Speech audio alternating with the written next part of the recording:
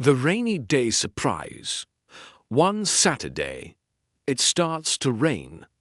Emma looks out the window. The sky is grey, and the ground is wet. She cannot go to the park. She feels a little sad. Her brother, Jack, has an idea. "Let's build a fort," he says. Emma smiles. "Yes," she says. They take pillows and blankets from the couch. They build a big fort in the living room. Inside the fort, it is warm and fun. They bring juice and cookies. They read books and tell stories. Emma laughs a lot. Jack brings a flashlight and makes shadow animals.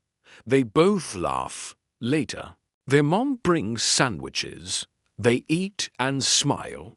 The rain makes soft sounds on the window. "This is the best rainy day," says Emma. Jack nods. "I like it too." The rain stops, but they stay in the fort. It feels cozy. Emma says, "Thank you for the fun day, Jack." He smiles. "You're welcome."